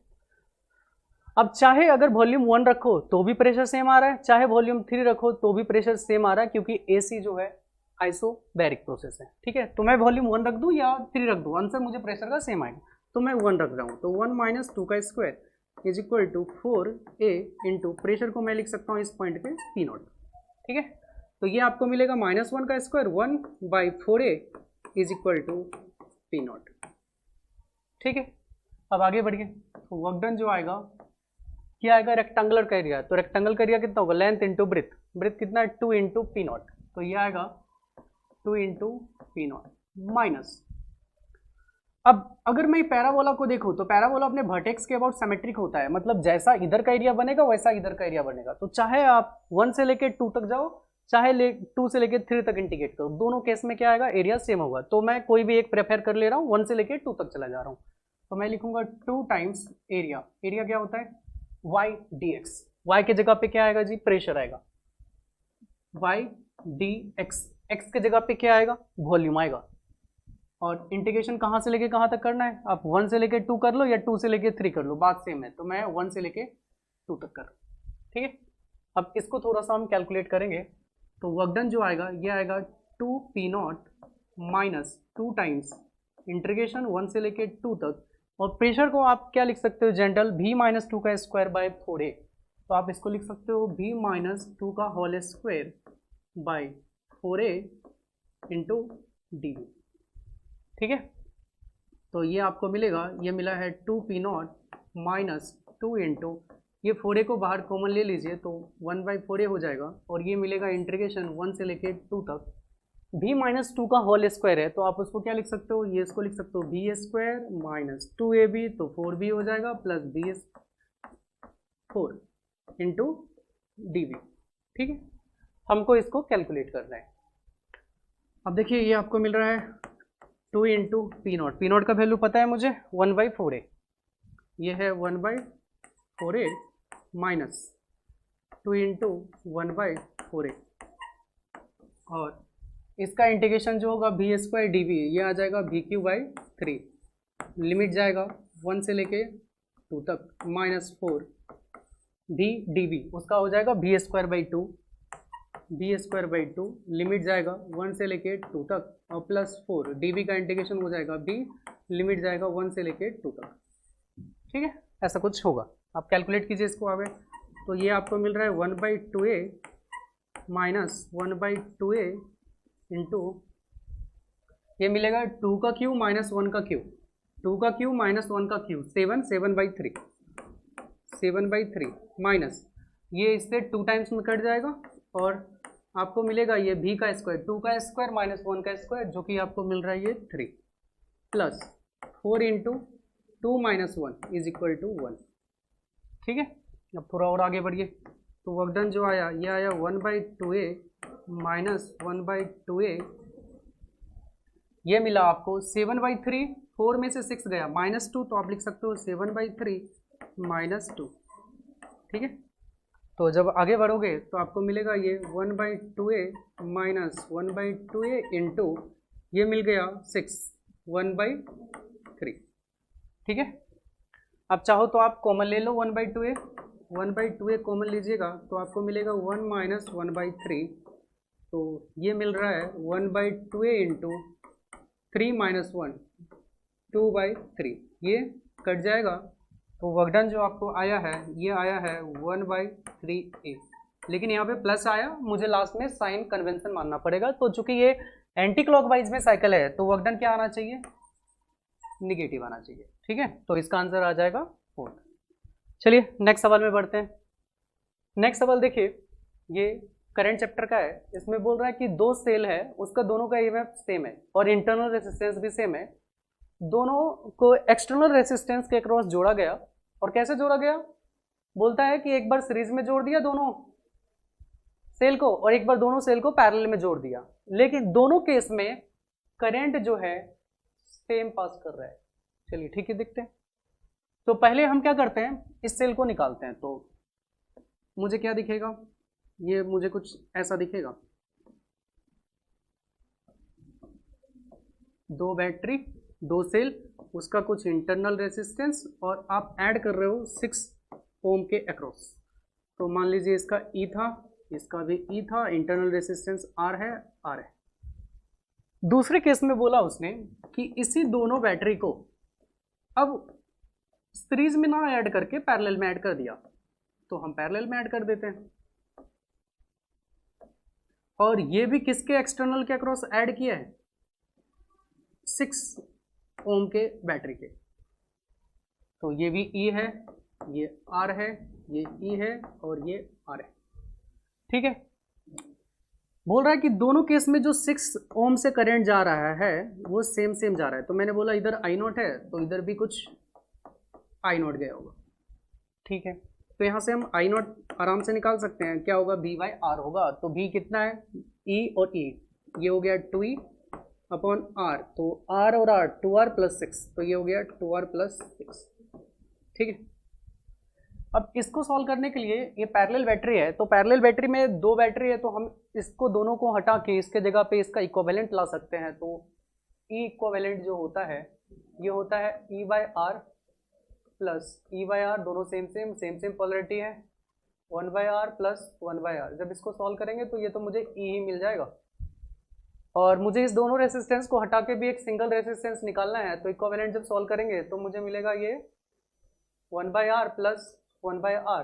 तो यहाँ से आर इक्विवेलेंट जो मिल रहा है ये मुझे मिल रहा है आर बाई 2, ठीक है। तो इस पूरे सर्किट को हम कन्वर्ट कर ले रहे हैं, और कन्वर्ट करके मैं इसको ऐसा बना दे रहा हूँ कि एक बैटरी है, इक्विवेलेंट तो ई आया, लेकिन इंटरनल रेजिस्टेंस इसका है आर बाई 2, और आपने इसको एक्सटर्नल रेजिस्टेंस की मदद से जोड़ा है। एक्सटर्नल रेजिस्टेंस है 6 ओम का, और इसमें करंट कितना जा रहा है, सेम करंट आई नॉट का जा रहा है, ठीक है। तो इसके लिए अगर मैं करंट का वैल्यू निकालूं तो करंट का वैल्यू जो आएगा ई नॉट का, ये आ जाएगा ई अपॉन आर। आर कितना है, आर बाई 2 प्लस 6, तो ये होगा 6 प्लस आर बाई 2, ठीक है। अब सवाल में बोला है कि दोनों के थ्रू पास करने वाला करंट क्या है, सेम है, तो हम दोनों को क्या कर देंगे, इक्वेट कर देंगे। तो नेक्स्ट देखते हैं। तो मुझे मिला था 2e upon 2r plus 6 is equal to e upon 6 plus R by 2। बस हमको इस एक बार देख लेते हैं। देखिए यही मिला, e upon 6 plus R by 2 और 2e अपॉन 2r प्लस 6, ठीक है, 2r प्लस 6। अब इसको सॉल्व करके यहाँ से देखिए e से e कट गया और इसको मल्टीप्लाई कीजिए तो मिलेगा ये 2 into 6 plus R by 2 is equal to 2r plus 6। Multiply कीजिए तो ये आया 12 plus R is equal to 2r plus 6। इसको इधर लाइए, 12 minus 6 is equal to 2r minus R. तो यहाँ से R जो मिल गया ये मुझे मिल गया 6 ओम की बैटरी का रेसिस्टेंस, ठीक है। देख लेते हैं, ऐसा है 6 ओम 14, यस। आगे बढ़ते हैं हम लोग। अब देखिए ये इलास्टिसिटी का सवाल है। इसमें क्या बोल रहा है कि दो वायर है AB और दोनों डिफरेंट मटेरियल से बना हुआ है, और दोनों का लेंथ जो है 6 सेंटीमीटर और 4.5 सेंटीमीटर दिया है, ठीक है। और उसका एरिया भी आपको दे दिया गया, कह रहे are stretch by the same magnitude under the given, stretch by the same magnitude मतलब चेंज इन लेंथ सेम है, बाय गिवन लोड मतलब दोनों वायर में सेम लोड और सेम फोर्स लगाया है। तो आपसे पूछ रहा है दोनों का यंग मॉडुलस कितना होगा, ठीक है। तो हम सबसे पहले फॉर्मूला लिख देते हैं। तो फॉर्मूला जो होता है ये होता है सिग्मा इंटू एरिया, और सिग्मा को क्या हम लिख सकते हैं, सिग्मा को लिख सकते हैं ये होगा यंग मॉडुलस इंटू स्ट्रेन और इंटू एरिया, ठीक है। तो फोर्स इज इक्वल टू आएगा यंग मॉडुलस, और स्ट्रेन को क्या लिख सकते हैं, ये होगा change in length upon original length into area, ठीक है। तो अगर मैं यंग मॉडुलस निकालूं तो मुझे ये मिलेगा, ये मिल रहा है F L upon area into change in length, ठीक है। अब सवाल में देखिएगा तो ये जो चेंज इन लेंथ है, चेंज इन लेंथ और फोर्स ये दोनों क्या है, सेम है। तो हम लिख सकते हैं Young modulus is directly proportional to length upon area, ठीक है। अब यहाँ से अगर मैं यंग मॉडुलस 1/2 करूँ तो मुझे लेंथ के तो डायरेक्टली प्रोपोर्शनल है तो मुझे मिलेगा L1/L2, लेकिन एरिया के इन्वर्सली प्रोपोर्शनल है तो मुझे मिलेगा A2/A1, ठीक है। अब इसके आगे बढ़ते हैं। तो आपको डाटा दिया है कि जो रेशियो दिया है वो सवाल में x/3 है, तो हम इसको लिखेंगे ये है x/3 is equal to L1/L2। L1 length दिया है आपको 6 सेंटीमीटर और L2 लेंथ दिया है 4.5, तो ये होगा 6/4.5 इंटू A2/A1। यहाँ पे डायरेक्टली नहीं है, उल्टा रिलेशन है, A2/A1। तो A2 मुझे इतना है और A1 इतना है, तो A2 जो है ये है 4.5 इंटू 10 की पावर -5 और अपॉन A1 जो दिया है आपको ये है 3 इंटू 10 टू द पावर -5, ठीक है। अब बस इसको कैलकुलेट कीजिए तो ये आपको मिलेगा x/3 इज इक्वल टू, ये कट जाएगा 10 टाइम्स में, ये कट जाएगा 9 टाइम्स में, इंटू ये दोनों भी कट जाएगा। अब ये आपको मिल रहा है 4.5 अपॉन 3, ठीक है। ये 3 से हम 3 को काट सकते हैं, तो x is equal to 10 into 4.5 ये हो जाएगा 45 अपॉन 9, जो कि हमको आंसर आ रहा है 5, ठीक है। देखिए ऐसा कुछ है, तो वैल्यू ऑफ x इज 5, चौथा आंसर, ठीक है। नेक्स्ट सवाल में बढ़ते हैं। नेक्स्ट सवाल में बोल रहा है कि एक ब्लॉक है, उसका मास 5 kg है और इंक्लाइन प्लेन पे वो मूव कर रहा है, एंगल ऑफ इंक्लिनेशन 60 डिग्री है और उसमें फ्रिक्शन है सरफेस पे। तो कोएफिशिएंट ऑफ फ्रिक्शन दिया है √3/2। तो आपको बोल रहा है कि कितना फोर्स अप्लाई किया जाए कि ब्लॉक जो है डाउन मूव करेगा लेकिन बिना एक्सेलेरेशन के। बिना एक्सेलेरेशन का मतलब एक्सेलेरेशन 0 होगा, तो कांस्टेंट वेलोसिटी से मूव करेगा, मतलब बॉडी इक्विलिब्रियम में होना चाहिए, ठीक है। तो अभी हम डाटा नहीं यूज करते हैं, हम जनरल लिखते हैं, बाद में डाटा कर लेंगे। तो मान लीजिए ये थीटा एंगल है, कोई बॉडी यहाँ रखा है, तो इधर क्या लगेगा, mg साइन थीटा लगता है, इधर लगता है mg कॉस थीटा, और बॉडी मूव कर रहा है नीचे। कैसे मूव कर रहा है, कांस्टेंट वेलोसिटी से, क्योंकि एक्सेलेरेशन नहीं है, ठीक है। तो फ्रिक्शन किधर लगेगा, ऊपर लगेगा। अब एक्सटर्नल फोर्स किधर लगा है, एक्सटर्नल फोर्स हमको आइडिया नहीं है, नीचे लगाना है ऊपर लगाना है, आप किधर भी लगा दो, तो ऊपर लगा दो। अगर डायरेक्शन सही मानोगे तो प्लस में आएगा, डायरेक्शन गलत मान लोगे तो माइनस में आ जाएगा। तो एक्सटर्नल फोर्स मैंने ऊपर लगा दिया, ठीक है। अब फ्रिक्शन को क्या लिख सकते हैं, फ्रिक्शन को हम लिख सकते हैं ये आएगा म्यू इंटू, इधर नॉर्मल होगा, म्यू इंटू नॉर्मल। तो फ्रिक्शन जो आएगा ये आएगा म्यू, और नॉर्मल को आप लिख सकते हो ये है mg cos थीटा, ठीक है। अब ये बॉडी जो है, इस बॉडी के पास एक्सेलेरेशन नहीं है, कांस्टेंट स्पीड से चल रहा है, मतलब आप फोर्स जस्ट क्या कर सकते हो, बैलेंस कर सकते हो फोर्स को। तो फोर्स आपको दिख रहा है mg sin theta is equal to external force plus friction, और फ्रिक्शन का वैल्यू इतना होगा, ये होगा म्यू mg cos थीटा। तो एक्सटर्नल फोर्स अगर हम निकालेंगे तो ये हमको मिलेगा mg into sine theta minus mu cos theta, ठीक है। अब इसमें जो भी है आप डाटा फिट कीजिए। तो एक्सटर्नल फोर्स जो आएगा आपको ये आ जाएगा mg, मास देखिए कितना दिया है, मास दिया है 5 kg, तो हम इसको लिखेंगे 5, g का वैल्यू है 10, और थीटा आपको सवाल में कितना दिया है, थीटा आपको सवाल में 30 डिग्री दिया है, थीटा दिया है 30 डिग्री, तो साइन 30 कितना होता है, ये 1/2 होता है। म्यू आपको दिया है सवाल में √3/2, और कॉस थीटा, थीटा दिया है 30, तो कॉस थीटा होगा √3/2। तो यहाँ से एक्सटर्नल फोर्स जो आएगा ये आएगा 50 इंटू 1/2 माइनस 3/4, ठीक है। तो इसको कैलकुलेट कीजिए, आपको कितना मिल रहा है, ये मिल रहा है 50 इंटू, इसको 2 से ऊपर नीचे मल्टीप्लाई कीजिए तो मिलेगा -1/4। तो आपको एक्सटर्नल फोर्स जो मिल गया ये मिल रहा है -12.5। अब देखिए यहाँ पे आपके आंसर में आ गया माइनस आ गया, इसका मतलब आपने डायरेक्शन को गलत मान लिया है, बस डायरेक्शन आपने ऊपर माना तो डायरेक्शन किधर हो जाएगा, नीचे। तो एक्सटर्नल फोर्स का अगर मैग्नीट्यूड पूछे, आपने डायरेक्शन गलती मान लिया है, तो ये आ जाएगा 12.5 न्यूटन, ये आंसर आ जाएगा। ठीक है, तो ऑप्शन नंबर 2 करेक्ट है। आगे बढ़ते हैं। आगे देखिए एक एसोसिएशन रीजन टाइप का सवाल है, तो उसमें स्टेटमेंट 1 क्या बोल रहा है कि एक प्लेन वेव है और वो पास कर रहा है प्रिज्म से, और कह रहा है remains as plane wave but passing through the small hole P में बिकम्स स्फेरिकल वेव। सही बात है कि अगर प्रिज्म से पास करेगा तो प्रिज्म का अपर्चर क्या होता है, बहुत ज़्यादा होता है, तो बहुत ज़्यादा अपर्चर होगा तो डिफ्रैक्शन प्रॉपर्टी शो नहीं करेगा, बस उसके अंदर रिफ्रैक्शन हो जाएगा। तो प्रिज्म के अंदर से जब भी कोई प्लेन वेव पास करता है तो वो क्या करेगा, अपना प्रॉपर्टी नहीं बदलेगा, वो प्लेन वेव ही रहेगा लेकिन रिफ्रैक्शन हो जाएगा, अपने पाथ से डिविएट करेगा। लेकिन जब वो स्मॉल होल से जाएगा तो उसमें डिफ्रैक्शन हो जाएगा और डिफ्रैक्शन की वजह से वो स्फेरिकल वेव बनाने लगेगा। ठीक है, तो पहला स्टेटमेंट तो मुझे सही लग रहा है। दूसरा स्टेटमेंट देखिए, दूसरा स्टेटमेंट में बोल रहा है the curvature of spherical wave emerging from the slit will increase for increasing. नहीं, अगर आप स्लिट का विड्थ बढ़ा देते हो तो अपर्चर उसका बढ़ जाएगा, और अपर्चर जितना ज्यादा बढ़ता है डिफ्रैक्शन की प्रॉपर्टी उतनी ही घटती है, मतलब स्फेरिकल वेव बनने का नेचर उतना ही घट जाएगा। ठीक है, तो यहाँ पे बोल रहा है कि आप स्लिट का विड्थ भी बढ़ा दो और स्फेरिकल वेव भी बढ़ेगा, तो नहीं, ऐसा नहीं होगा, स्फेरिकल वेव जो होगा वो घट जाएगा उसका रेडियस। ठीक है, तो इसका आंसर कौन सा होना चाहिए, तीसरा होना चाहिए, क्योंकि स्टेटमेंट 1 ट्रू था लेकिन ये फॉल्स है, ये ट्रू है, और सॉरी ये फॉल्स है और ये ट्रू है। ठीक है, नेक्स्ट सवाल बढ़ते हैं। नेक्स्ट सवाल में देखिए ये मेजरमेंट का सवाल है, कह रहा है कि both jaw of vernier calliper touch each other और zero mark of vernier scale is right to the zero mark of main scale, fourth mark on the vernier scale coincide to the certain mark on the main scale. मतलब zero zero के साथ coincide नहीं कर रहा है, किसी और के साथ कोइंसाइड कर रहा है, तो यहाँ पे जीरो एरर आ जाएगा। तो जीरो एरर सबसे पहले निकाल लीजिए, तो जीरो एरर कितना होगा, जहां से कोइंसाइड कर रहा है इनटू लिस्ट काउंट। ठीक है, तो ये आएगा 4 इंटू लिस्ट काउंट होता है 0.1, तो आपको मिल जाएगा ये 0.4 mm का इतना जीरो एरर है। ठीक है, आगे बढ़ते हैं। अब उसके बाद बोला कि जब आप किसी सिलेंडर को मेजर कर रहे हो तो आप ऐसा ऑब्जर्व कर रहे हो कि उसका जो सिलेंडर का 15 डिवीजन है, मेन स्केल का जो 15 डिवीजन है वो वर्नियर स्केल के साथ 5th डिवीजन से कोइंसाइड कर रहा है। ठीक है, तो अगर मैं रो मेजर देखूं,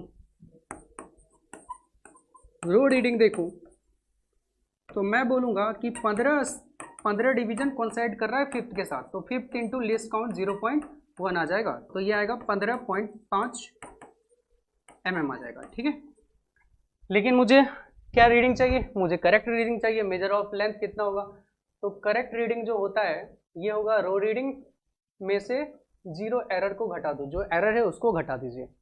तो रो रीडिंग कितना आया आपको 15.5, और उसमें से जीरो एरर जो आप आ गया है वो है 0.4, तो आप इसको घटा दोगे तो आपको मिलेगा ये 15.1 mm। ठीक है, तो ऐसा कुछ है, हाँ, ऑप्शन नंबर 2। आगे बढ़ते हैं। अब देखिए कह रहा है कि मैग्नेटिक फील्ड जो है at the centre of current carrying circular loop radius r वो 16 माइक्रो टेस्ला है, तो आपको बोल रहा है कि उसी मैग्नेटिक फील्ड एक्सिस से इतने डिस्टेंस पे, सेंटर से इतने डिस्टेंस पे ऑन द एक्सिस कितना होगा। ठीक है, ये तो फॉर्मूला बेस्ड सवाल हो गया। तो सर्कुलर लूप में कोई करंट अगर आई नॉट का फ्लो हो रहा है और इसकी रेडियस r है, तो मैग्नेटिक फील्ड अंदर की तरफ होगा b वेक्टर, और b सेंटर पे कितना होता है जी, ये होता है mu not I by 2r, और इसका वैल्यू आपको दिया है 16 माइक्रो टेस्ला। ठीक है, बाद में इसी लूप को ऐसा कुछ बना दिया गया है और आपको इस एक्सिस से x is equal to √3r distance पे मैग्नेटिक फील्ड पूछा जा रहा है। ठीक है, तो मैग्नेटिक फील्ड जो एक्सिस पे होता है ये होता है mu not I R square into 2 into R square plus X square to the power 3/2, ऐसा कुछ होता है।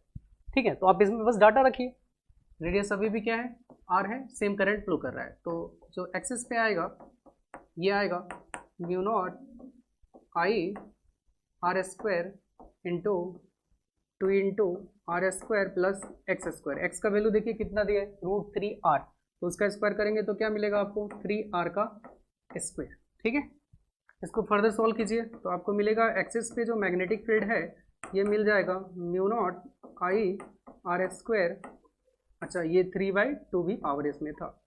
ये आपको मिल रहा है 4r²। ठीक है, 4r², तो स्क्वायर रूट करना है तो मिलेगा 2r, और उसको फिर से क्यूब कीजिए तो आपको मिलेगा 8r का क्यूब। जब आप इसको सॉल्व करोगे तो आपको मिलेगा μ0I बाय, ये r से r कट जाएगा, ये मिलेगा 2 इंटू 8r। ठीक है, तो आपको मिला है एक्सिस पे, मैं इसी चीज़ों को एडजस्ट करके लिख रहा हूँ, तो मैं इसको लिख सकता हूँ, ये है μ0I/2r इंटू 1/8। ठीक है, तो ये आपको दिख रहा है, ये तो magnetic field at the centre है, ये तो magnetic field at the centre है, वो आपको दिया है 16 माइक्रो टेस्ला इंटू 1/8, तो 1/8 से 2 टाइम्स में कट जाएगा और आपको मिलेगा ये 2 माइक्रो टेस्ला। ठीक है, तो कौन सा ऑप्शन होगा, ऑप्शन नंबर 3। ठीक है, नेक्स्ट सवाल में बढ़ते हैं हम लोग। अब देखिए नेक्स्ट सवाल में क्या बोल रहा है कि 2 पॉइंट चार्ज है 1 नैनो कूलम का, 2 नैनो कूलम का, दोनों को इक्विलेटरल ट्रायंगल के 2 वर्टेक्स पे रख दिया गया, जिसका साइड है 3 सेंटीमीटर। ठीक है, और कह रहा है work done in bringing a charge of 3 nano coulomb. 3 nano coulomb को इन्फिनिटी से उठा के उस पॉइंट पे लाना है, तीसरे कॉर्नर पे, तो कितना वर्क करना पड़ेगा, एक्सटर्नल एजेंट को कुछ ना कुछ वर्क करना पड़ेगा। ठीक है, तो देखते हैं क्या है। तो ये एक इक्विलेटरल ट्रायंगल है जिसमें मान लीजिए पहले इनिशियली 2 चार्ज प्रेजेंट था, Q1 और Q2। ठीक है, तो Q1 कितना था, 1 नैनो कूलम का, Q2 कितना था, 2 नैनो कूलम का, और बीच के सेपरेशन इक्विलेटरल ट्रायंगल में तीनों साइड सेम सेम होगा, और ये 3 सेंटीमीटर दिया है। तो अगर मैं इनिशियल पोटेंशियल एनर्जी देखूं तो मैं लिखूंगा ये है K Q1 Q2/r। लेकिन बाद में क्या हुआ, बाद में यहाँ पे ऑलरेडी Q1 प्रेजेंट है, यहाँ पे ऑलरेडी Q2 प्रेजेंट है, लेकिन इन्फिनिटी से उठा के यहाँ पे Q3 भी ले आया गया, इन्फिनिटी से उठा के इस कॉर्नर पे Q3 ले आया गया, तो ट्रायंगल का साइड वाइड तो बदलेगा नहीं। तो अगर मैं फाइनल देखूँ पोटेंशियल एनर्जी, तो फाइनल पोटेंशियल एनर्जी क्या लिखेंगे, इसको लिखेंगे ये है K Q1 Q2/r plus K Q1 Q3/r plus K Q2 Q3/r। ठीक है, ऐसा एक्सप्रेशन होगा। अब मुझे बोल रहे हो कितना वर्क करना पड़ेगा, तो work done by external agent जो होता है ये होता है final minus initial, potential energy का डिफरेंस ले लीजिए।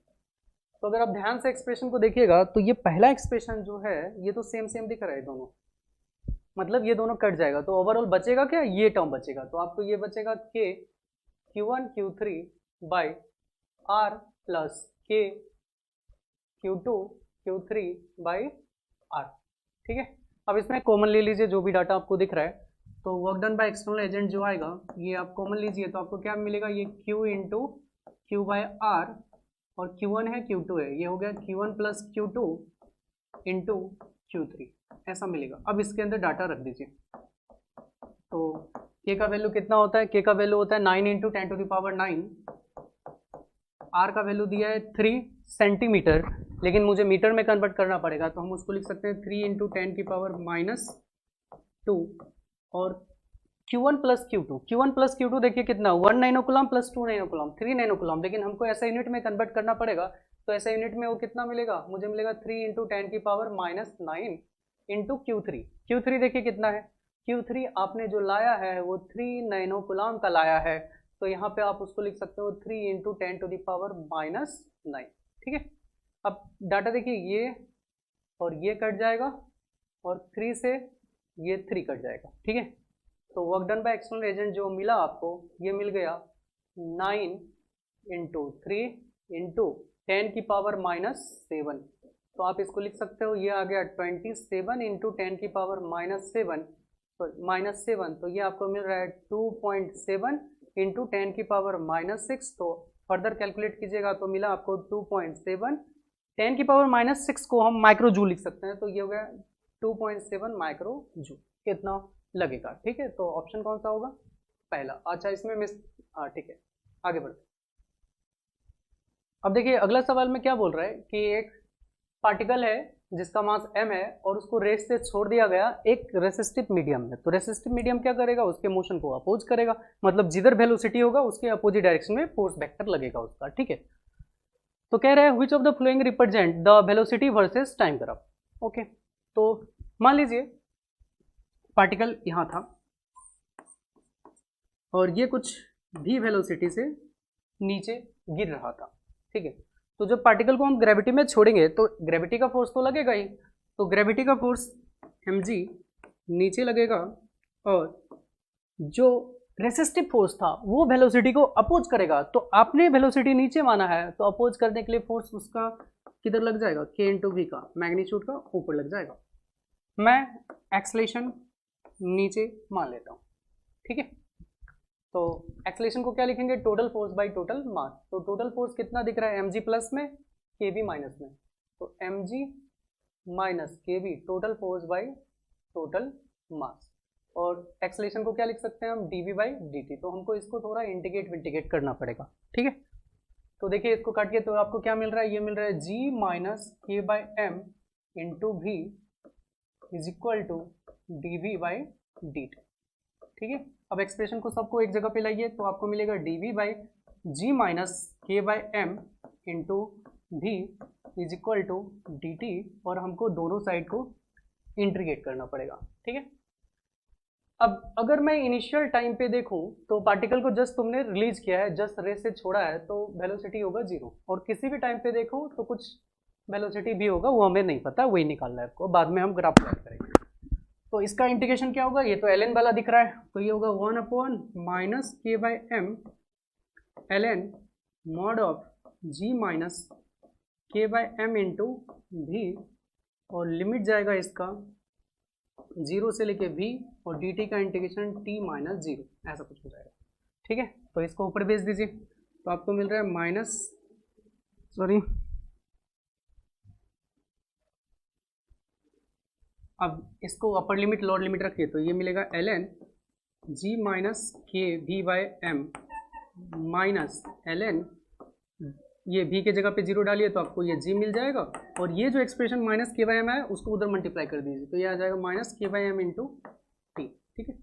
अब ln के अंदर ये माइनस में है तो क्या होगा, सबसेक्शन में है तो ये डिवाइड हो जाएगा, तो ये आएगा आपको ln g minus K V by M upon G is equal to minus K by M into T, ठीक है। अब ln को उधर हम ले जाएंगे तो e टू दी पावर बन जाएगा, तो ये आपको मिल रहा है 1 minus K B by M G is equal to e to the power minus K by M into T, ठीक है। अब यहाँ से अगर मुझे v निकालना है तो v को मैं लिखूंगा, ये आएगा mg बाई के, mg बाई के, इसको इधर उसको उधर भेजिए, mg by K 1 minus E to the power minus K T by M, ठीक है। अब ये तो मुझे सिमिलर था वो कैपेसिटर का चार्जिंग दिख रहा है, ठीक है, कि लास्ट में टर्मिनल वेलोसिटी अटेंड करेगा वैसा कुछ। तो अगर आप टाइम को 0 रखते हो, तो अगर टाइम को 0 रखोगे तो e टू दी पावर ये कुछ भी आएगा, सॉरी, टाइम को अगर आप 0 रखोगे तो ये एक्सप्रेशन का वैल्यू हो जाएगा 1, 1 माइनस 1 0, तो वेलोसिटी जो होगा 0 होगा, जो कि हम ऑलरेडी यहाँ लिमिट भी लगा रखते थे, टाइम 0 पे वेलोसिटी 0। अगर हम टाइम टेंडिंग टू इन्फिनिटी रखें, अगर हम टाइम टेंडिंग टू इन्फिनिटी रखें तो यहाँ पे ध्यान दीजिए, अगर इन्फिनिटी होगा तो ये आएगा 1 बाई इन्फिनिटी, 0 आ जाएगा, तो आपको वेलोसिटी जो मिलेगा mg बाई के होगा। तो इन्फिनिटी टाइम पे ये एक कांस्टेंट वेलोसिटी आ रहा है, हम इसी को क्या बोलते थे, टर्मिनल वेलोसिटी बोलते थे, टर्मिनल वेलोसिटी हो जाएगा, या बोल सकते हैं ये बॉडी ने क्या किया, अस्टेडी स्टेट को प्राप्त कर लिया, अस्टेडी स्टेट में आ गया, ठीक है। तो अगर हम इसका ग्राफ बनाएंगे टाइम वर्सेस वेलोसिटी, तो मुझे पता है इन्फिनिटी टाइम पे इसका वेलोसिटी जो है कांस्टेंट हो जाता है, तो इसको मैं कुछ v नॉट बोल रहा हूँ, तो v नॉट का वैल्यू जो है इन्फिनिटी टाइम पे mg बाई के होगा, ठीक है। लेकिन 0 टाइम पे वेलोसिटी 0 था, तो ये ग्राफ ऐसे करके बढ़ते जाएगा, लेकिन कभी भी इस लाइन को टच नहीं करेगा, वो एसिम्पटोट जैसा हो जाएगा, कभी भी उसको टच नहीं कर पाएगा, वो ऐसा लगेगा कि इन्फिनिटी पे जाके टच कर रहा है, लेकिन एक्चुअली में टच नहीं करेगा, तो इसका ऑप्शन हो जाएगा दूसरा, ठीक है। नेक्स्ट बढ़ते हैं हम लोग। नेक्स्ट सवाल देखिए, अब इंटीजर टाइप का आ गया है और ये एसएचएम का सवाल है। कह रहा है कि एक पार्टिकल है जो सिंपल हार्मोनिक मोशन कर रहा है जिसका टाइम पीरियड टी दिया है, ठीक है, और उसका जो डिस्प्लेसमेंट है फ्रॉम मीन पोजीशन वो दिया है ए साइन ओमेगा टी। जहाँ पे ए को बोला है उसने एम्पलीट्यूड है, तो कह रहा है कि maximum value of potential energy, okay, वो इस टाइम पे उसको मिला, इस टाइम पे उसको maximum value of potential energy मिला, तो बताओ बीटा का वैल्यू कितना है, ठीक है। तो हमको क्या पता है कि एसएचएम में जब x बराबर 0 होता है तो यहाँ पे वेलोसिटी मैक्स होता है, तो पोटेंशियल एनर्जी क्या होगा जी, मिनिमम होता है, 0 हो जाएगा। लेकिन अगर आप राइट एक्सट्रीम पे देखो या लेफ्ट एक्सट्रीम पे देखो, यहाँ पे पोटेंशियल एनर्जी होता है मैक्सिमम, काइनेटिक एनर्जी 0 होता है, रुक जाता है पार्टिकल, यहाँ पे भी मैक्सिमम होता है, ठीक है। और काइनेटिक एनर्जी इस पॉइंट पे कितना होगा, 0 होगा, रिटर्न होगा इसके बाद, और इसके बाद वापस मेन पॉइंट की तरफ रिटर्न हो जाता है, ठीक है। तो आपको एक्सप्रेशन जो दिया है x इज इक्वल टू, ये दिया है a साइन ओमेगा टी। हमको पता है अगर पोटेंशियल एनर्जी को मैक्सिमम करना है, फॉर पोटेंशियल एनर्जी मैक्सिमम, तो x का वैल्यू क्या होगा, प्लस माइनस a होना चाहिए। या तो राइट एक्सट्रीम पे देखो या तो लेफ्ट एक्सट्रीम पे देखो, तो दोनों केस में जो बॉडी का पोटेंशियल एनर्जी होगा, पार्टिकल का पोटेंशियल एनर्जी जो होगा मैक्सिमम होगा। अब मैं क्या कर रहा हूँ, एक सिंपल वाला उठा ले रहा हूँ, x is equal to plus a उठा दे रहा हूँ, तो x is equal to plus a ले लिया। अब x का एक्सप्रेशन क्या दिया है आपको, a साइन ओमेगा टी, तो मैं इसको लिख रहा हूँ, ये है आपको a sine omega T is equal to a, और यहाँ a से a को हम कट कर सकते हैं, तो हमको मिलेगा sine omega T is equal to 1, और 1 को क्या लिख सकते हैं, साइन पाई बाई 2। तो देखिए ओमेगा टी की जगह पे क्या दिख रहा है आपको, पाई बाई 2, तो हम इसको लिख सकते हैं, ये है omega T is equal to pi by 2, और ओमेगा को हमको पता है, ये हम इसको लिखते हैं 2 pi by time period into T is equal to pi by 2। ये पाई से पाई कट गया, तो टाइम जो आपको मिला ये मिल गया t बाई 4। लेकिन उसने टाइम क्या दिया है सवाल में, उसने लिखा है इसी टाइम को t बाई 2 बीटा, तो हम इसको लिख सकते हैं, ये है t बाई 2 बीटा। अब देखो t से t कट जाएगा, तो 2 बीटा की जगह पे मिला है 4, तो यहाँ से बीटा जो आ जाएगा ये 2 आंसर आ जाएगा, ठीक है। नेक्स्ट बढ़ते हैं, नेक्स्ट सवाल देखिए, मॉडर्न फिजिक्स का है, कह रहा है ratio of de Broglie wavelength of deuteron with kinetic energy E to the that of alpha particle with kinetic energy 2e is this, the value of n is, और मास proton का और neutron का approx same मान है, okay. तो हमको de Broglie wavelength क्या पता है कि lambda is equal to h by P होता है, और h बाई पी को हम लिख सकते हैं √2m इंटू काइनेटिक एनर्जी। तो ये आपको दिख रहा होगा इनवर्सली प्रोपोर्शनल टू है root of mass into kinetic energy का, ठीक है। तो अगर मुझे किसके निकालना है, मुझे निकालना है ड्यूट्रॉन वर्सेस अल्फा पार्टिकल, तो मैं ऊपर में ड्यूट्रॉन का लिख रहा हूँ और नीचे में मैं अल्फा पार्टिकल का लिख रहा हूँ। तो ये रेशियो जो आएगा उल्टा रिलेशन हो जाएगा, क्योंकि डायरेक्टली प्रोपोर्शनल नहीं है, तो ऊपर में चल जाएगा m2, नीचे में आ जाएगा m1, और सिमिलरली काइनेटिक एनर्जी भी इनवर्सली रिलेशन है, तो ऊपर में चल जाएगा काइनेटिक एनर्जी 2, नीचे में आ जाएगा काइनेटिक एनर्जी 1, ठीक है। तो आगे बढ़िए, ये आएगा ड्यूट्रॉन अपॉन अल्फा, ये आएगा root of m2। Alpha particle का मास जो होता है ये 4 टाइम्स मास ऑफ प्रोटॉन होता है, और ड्यूट्रॉन का जो मास होता है ये होता है 2 times mass of proton into kinetic energy जो अल्फा पार्टिकल का आपको दिया है वो दिया है 2e, और काइनेटिक एनर्जी जो आपको ड्यूट्रॉन का दिया है वो दिया है e। तो यहाँ से अगर एक्सप्रेशन देखोगे तो e से e कट जाएगा और mp से mp कट जाएगा, ये 2 से भी 2 कट जाएगा, तो आपको मिल रहा है स्क्वायर रूट 4 मतलब 2, तो 2 इज टू 1। तो n के जगह पे आपको क्या दिख रहा है, n का वैल्यू हो गया 2, ठीक है, ओके। नेक्स्ट बढ़ते हैं हम लोग, देखिए कह रहा है कि सॉलिड स्फीयर है, उसका रेडियस 10 सेंटीमीटर है और एक रोटेट कर रहा है एक्सिस के अबाउट, जो कि 15 सेंटीमीटर डिस्टेंस है फ्रॉम सेंटर, ठीक है। तो कह रहा है उसका रेडियस ऑफ गायरेशन जो है √n centimetre, okay, the value of n। तो आप थोड़ा यूनिट नोटिस करो, तो सब चीज इसने सेंटीमीटर में दिया है, तो हम किसी को ऐसा यूनिट में कन्वर्ट नहीं करेंगे, सबको सेंटीमीटर जैसा मान के कैलकुलेट करेंगे, ठीक। अब देखिए सवाल क्या है, एक सॉलिड स्फीयर है और ये किसी एक्सिस के अबाउट रोटेट कर रहा है, इसका सेंटर होगा ये डिस्टेंस जो आपको दिया है x इज इक्वल टू, ये दिया है 15 सेंटीमीटर और ये इसके अबाउट कुछ ओमेगा से रोटेट कर रहा है, ठीक है। इसका मास कुछ m होगा और रेडियस कुछ r होगा और इसका रेडियस जो आपको सवाल में दे दिया है वो दे दिया है 10 सेंटीमीटर, ठीक है। और इसका रेडियस ऑफ गायरेशन आपको कितना दिया है, k is equal to √n centimetre. सब कुछ सेंटीमीटर में है तो हम कुछ भी कन्वर्ट नहीं करेंगे। तो हम सबसे पहले काम क्या करते हैं, इस एक्सिस के अबाउट मोमेंट ऑफ इनर्शिया निकाल लेते हैं। अब उस एक्सिस के अबाउट अगर मोमेंट ऑफ इनर्शिया निकालेंगे तो किसी भी एक्सिस के अबाउट मोमेंट ऑफ इनर्शिया क्या लिखते हैं, total mass into radius of gyration का स्क्वायर। इससे बाद में हम इक्वेट कर सकते हैं, ठीक है। अब सबसे पहला काम कीजिए, पैरेलल एक्सिस थ्योरम लगाइए। तो जो एक्सिस के अबाउट मोमेंट ऑफ इनर्शिया आएगा, मैं पैरेलल एक्सिस थ्योरम लिख सकता हूँ, ये हो गया ICM प्लस mx², ठीक है। तो ICM कितना होता है सॉलिड स्फीयर का, ये होता है 2/5 mr² प्लस mx², ठीक है। और I एक्सिस को कितना लिख सकते हैं हम, इसको लिख सकते हैं mk², और k का वैल्यू कितना दिया है, √n दिया है। तो ये आपको मिलेगा 2/5 mr² प्लस mx², ठीक है। अब यहाँ से देखिए ये मास और ये मास कट जाएगा, ठीक है।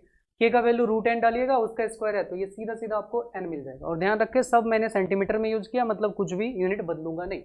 तो ये आएगा 2/5 इंटू r², रेडियस कितना दिया है आपको 10, तो ये हो गया 10 का स्क्वायर प्लस x², x जो है दोनों के बीच का सेपरेशन है वो है 15, तो ये हो गया 15 का स्क्वायर, ठीक है। अब देखिए n इज इक्वल टू ये आएगा 100/5 कितना होता है जी 20, 100/5 20 इंटू 2 40 प्लस ये 225 हो गया, 225, ये आपको मिला 265, ठीक है। इजी सवाल था, हम आगे बढ़ते हैं। आगे देखिए बोल रहा है एक कॉन्वेक्स लेंस है, उसका रिफ्रैक्टिव इंडेक्स 1.5 दिया है, फोकल लेंथ 18 सेंटीमीटर है, कब, जब इमर्स इन वाटर, जब उसको पानी में रख दिया। तो कह रहा है the difference in focal length of the given lens when it is in water and air is a into alpha, the value of alpha is, okay. अब अगर वाटर में रखिए और एयर में रखिएगा तो दोनों में क्या आएगा, फोकल लेंथ डिफरेंट आएगा, दोनों का डिफरेंस दिया अल्फा इंटू एफ। तो एफ जो होगा एक्चुअली ये एयर का दिया है, ठीक है, क्लियर नहीं किया इसमें। तो आपको पूछ रहे हैं अल्फा का वैल्यू बताओ, ठीक है। तो हम फोकल लेंथ क्या लिखते हैं, फोकल लेंथ जो होता है 1/f लेंस मेकर फॉर्मूला से, ये होता है लेंस का रिफ्रैक्टिव इंडेक्स अपॉन मीडियम का refractive index -1 upon 1/r1 -1/r2, और साइन कन्वेंशन साइन के साथ यूज होता है। अब यहाँ से ये जो मैं यूज कर रहा हूँ, मैं वाटर में यूज, सबसे पहले मैं क्या कर रहा हूँ, वाटर में यूज कर ले रहा हूँ, तो FW लिख दिया, मतलब फोकल लेंथ इन वाटर है। लेंथ वाटर में देखिए कितना दिया है रिफ्रैक्टिव इंडेक्स 1.5, तो ये आएगा 1.5। मीडियम वाटर का कितना होगा, वाटर का दिया है रिफ्रैक्टिव इंडेक्स 4/3, तो ये आया 4/3 -1 इंटू 1/r1, और ये माइनस माइनस प्लस हो जाएगा, साइन कन्वेंशन मैंने इनडायरेक्टली यूज कर लिया है, ठीक है। तो यहाँ से आया 1/, focal length in water is equal to ये 3/2 9/8 9/8 -1 1/r1 प्लस 1/r2, तो आपको मिला 1/, focal length of water is equal to 1/8 into 1/r1 plus 1/r2, इसको मैंने मान लिया इक्वेशन 1, ठीक है।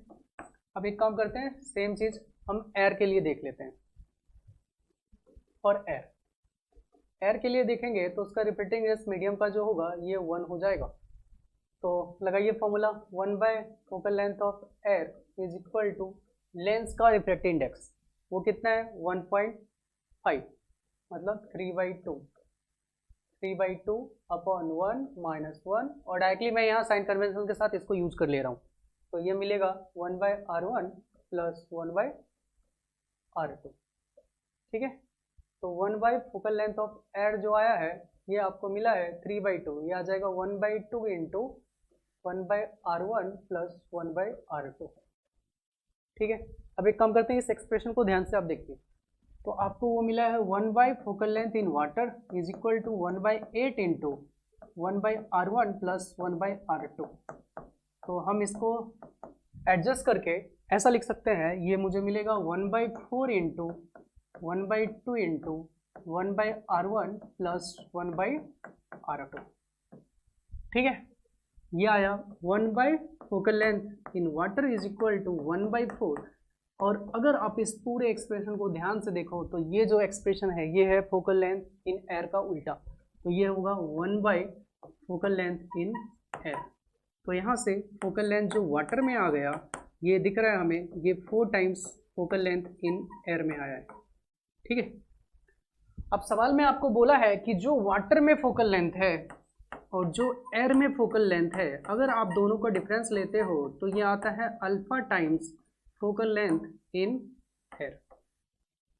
ठीक है, फोकल लेंथ वाटर में कितना दिख रहा है, 4 times focal length in air, तो ये है 4 times focal length in air minus focal length in air is equal to alpha into focal length in air.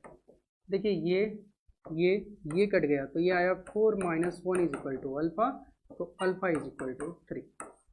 ठीक है, देखिए alpha is equal to 3। Okay, next बढ़ते हैं हम लोग। ये आखिरी सवाल है हमारा, और ये बैलेंस्ड व्हीटस्टोन ब्रिज नहीं है, तो यहाँ पे 6:3 कीजिएगा तो 2 आएगा, लेकिन 3/6 कीजिएगा तो 1/2 आ जाएगा, तो ये बैलेंस नहीं है। तो बैलेंस नहीं है तो कैलकुलेशन बहुत गड़बड़ होगा सॉल्व करने के लिए, तो हम क्या करेंगे, ट्रिक यूज करेंगे। ठीक है, देखिए मैं मान लेता हूं कि इधर कुछ रेसिस्टेंस R1 है, इधर कुछ रेसिस्टेंस R2 है, बीच में रेसिस्टेंस R3 है, इधर R2 होगा और इधर R1 होगा। तो अगर आपको व्हीटस्टोन बैलेंस नहीं मिले तो आप ट्रिक यूज कर सकते हो। आपका काम है यहाँ पे ऐसा एप्सिलॉन नॉट बनाने का। ठीक है, तो अगर आपको R इक्विवेलेंट चाहिए तो आप एप्सिलॉन नॉट जैसा बनाओ, तो R1 R2 से मल्टीप्लाई होगा तो ये होगा R1 R2 plus R1 R3 plus R3 R1 upon R3 R2 R1 R3 R2 plus R2 R1 upon R1 plus R2 plus 2 times R3। ठीक है, अब थोड़ा डाटा इसमें फिट कीजिए, तो R इक्विवेलेंट जो मिलेगा आपको, ये मिला R1 देखिए कितना है यहाँ पे 6, तो आएगा 6 इंटू R2 कितना है 3, प्लस उसके बाद R1 R3 6 into 3 plus R3 R2 3 into 3 plus R2 R1 3 into 6 और R1 6 plus 3 plus 2 times of 3, और ये आपको सवाल में दिया है x/5। ठीक है, इसको कैलकुलेट कीजिए, आपको मिल रहा है ये 18 और 18 ये 54 प्लस 9 अपॉन ये 12 plus 3 15 is equal to x/5। ठीक है, तो ये कितना हुआ आपका, ये हो गया 63 upon 15 is equal to x/5। तो x इज इक्वल टू आपको मिला 63 इसको 5 से 3 टाइम्स में काट दीजिए तो आपको मिलेगा 20।